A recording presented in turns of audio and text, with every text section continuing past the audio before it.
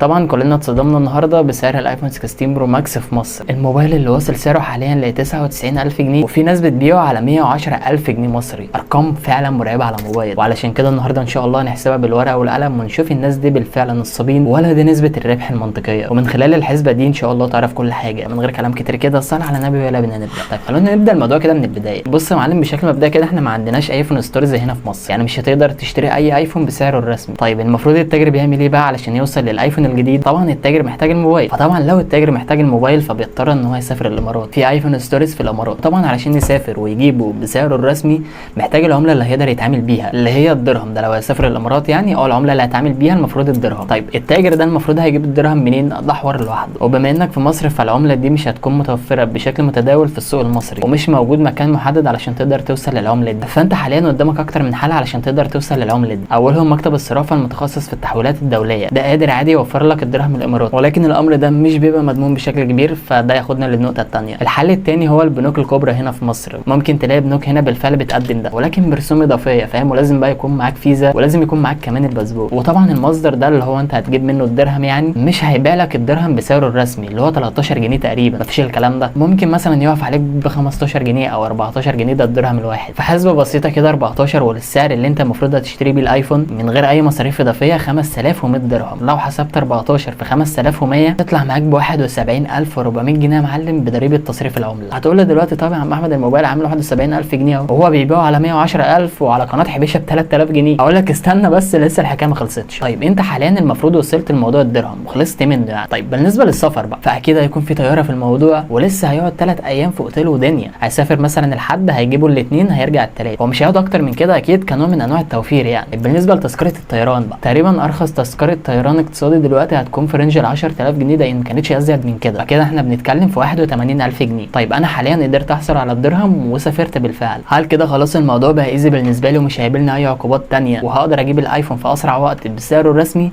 الاجابه لا. خلينا نكمل واحده واحده واعرفك كل حاجه قدام. بدايه نزولك من الطياره هيكون في مصاريف اضافيه تاني، ومش هنحسب مصاريف المواصلات دي، هنحسبها مصاريف طفيفه، فاهم؟ مش هتتحسب. بالنسبه للاوتيل اللي انت المفروض هتقعد فيه 3 ايام، ارخص اوتيل ممكن تقعد فيه مثلا ب 100 درهم في الليله ولا حاجه، يعني بتتكلم على 3000 جنيه لو هتقعد 3 ايام. لو حسبنا ال3 ايام هتطلع معانا ب 3900 جنيه. فانت المفروض حاليا هتقضي 3 ايام، الموضوع هيكون فيه اكل وشرب وتاكسي وبتاع، دي مصاريف اضافيه، يعني ممكن تضيف 300 درهم كمان في ال3 ايام اللي انت المفروض هتقعدهم. كده انت بتتكلم في ال3 ايام دول المفروض هتصرف فيهم 3900 جنيه. لو حسبنا الليله دي كلها هتطلع ب 7800 جنيه زائد الناتج اللي المفروض طلع قبل كده ل 81,000 جنيه، يعني التوتال كله لحد دلوقتي 88,000 جنيه. تمام.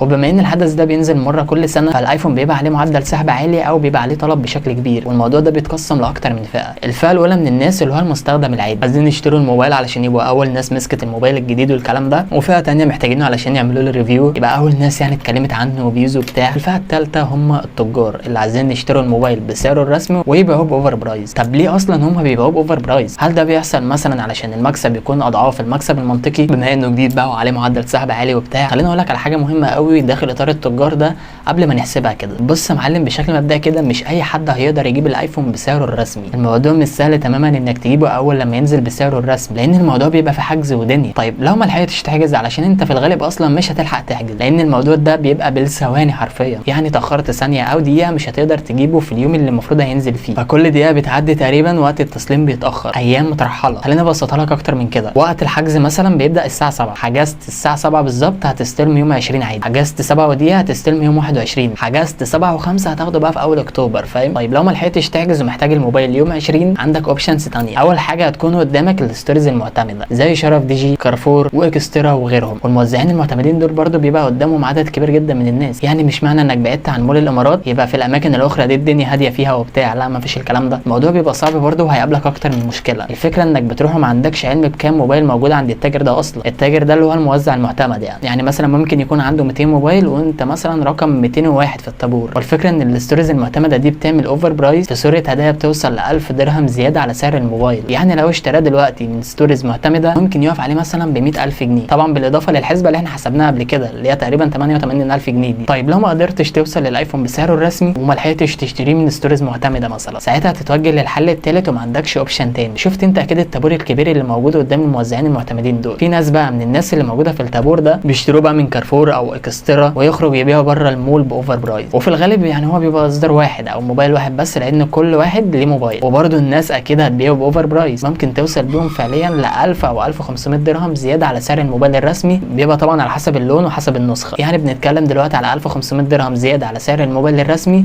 يعني 19000 جنيه تقريبا او 19500 جنيه. فطبعا لو اشتريته من شخص عادي ف 19500 زائد ال 88000 هتطلع معاك ب 107500. الموضوع كده هيختلف لو اشتراه بسعره الرسمي من ابل ستور، وبرده الموضوع هيختلف لو اشتراه من ستورز معتمده. فالموضوع الكبير او الدايره الكبيره دي بيبقى محصور فيها التاجر يا معلم. فلو حسبت كل ده انت ممكن تحسب ورايا عادي، طلعت معايا ب 88000 جنيه كتذكره طيران وسعر الموبايل الرسمي لو قدرت تشتريه فعلا من ابل ستور، والمصاريف طبعا الاضافيه خلال الثلاث ايام اللي المفروض هتقعدهم. فلو باعوا بالسعر اللي المفروض بيتكلم عليه ده ب 99000 جنيه من حقه النسبه الطبيعيه بعد الصعوبات اللي قابلته دي. لكن لو جايبه بسعره الرسمي عادي وبيتكلم مثلا في 110000 المكسب كبير ومش نسبه الربح الطبيعيه. طيب بعيدا بقى عن كل ده، نصيحه لاخواتي، اي موبايل بينزل جديد يا جماعه بينزل باوفر برايس، لان زي ما قلت لك في بدايه كلامي بيبقى عليه معدل سحب عالي او نسبه الاقبال بتبقى عليه عاليه جدا والكميه بتبقى قليله جدا، فهم بيستغلوا الحته دي، بيستغلوا نقطه ان الموبايل مش متوفر اصلا او متوفر بكميات قليله. فانا مستحيل اروح ادفع المبلغ العملاق ده في موبايل ايا كان البراند اللي بيقدمه سواء ابل او غيرها من الشركات، يعني صعب جدا. مش مهم او مش لازم اجيبه في اول ايام من نزوله، اتقل فتره لحد ما الدنيا تستقر ويبقى بسعره المنطقي وابدا اشتريه، وفي الغالب ده هيحصل في شهر 7 او 8. الاسعار بتبدا تظبط في الفتره دي، وطبعا ده بناء على اللي شفناه السنه اللي فاتت في الايفون 15 برو ماكس. فبلاش تشتري دلوقتي، استنى لحد ما سعره يظبط، او ممكن تروح تشتريه بنفسك، الموضوع هيكون اوفر لك بكتير، وكمان تقدر تجيبه بسعره الرسمي. يعني لو ما لحقتش تحجز في اول يوم قدم طلب على موقع ابل الرسمي، هينزل لك بعد شهر او شهرين